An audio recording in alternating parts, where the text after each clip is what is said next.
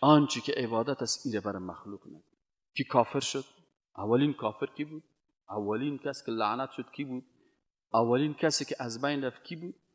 شیطان ابلیس. چرا؟ ابا و استکبر و کان من الکافرین. تکبر، حسد.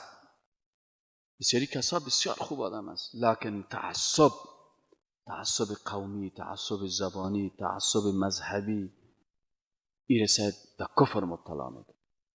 خیلی ما اشتباه کردیم پارسال. ما اشتباه نکردیم.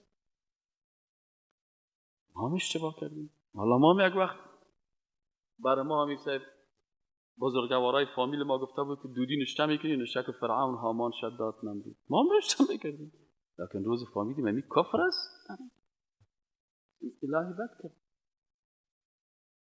ما هم وقتی که محصل بودیم نمیفهمیدیم موسیقی را، ما هم موسیقی میشنیدیم، لیکن روزی که فهمیدیم که موسیقی حرام است و دیدن به طرف دختر نامحرم حرام است، رقص زن نامحرم دیدن حرام است، شنیدن صدای امی آوازخوان زن که میشنوی، حتی در یک جای مخاندم والله اعلم روایتش دقیق نمیفهم که در گوش ازی سرد پر میشه و گوشه که صدای زن نامحرم است سازنده را میشنوه. این خواندنایی که زن هست و پیش ازی شیشتن. الله یک چیزا بیخی رواج بود، ما هم نمیفهمیدیم. وقتی که خواندیم توبه کردیم.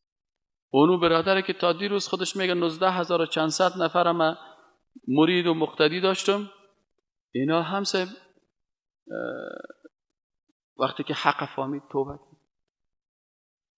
والا من صاحب یک کاری میکردم که در شرک مبتلا بودم. یک وقت ما صاحب صبحکی روز نوروز صاحب یک چیز میگرفتیم، یک دانه برشکم میگرفتیم صاحب، کل ما میرفتیم حالا که جنده بالا میشه، حالا غرغرانک بخیر و حالا بیا سر قبرا بشی و کباب بخور فلانی.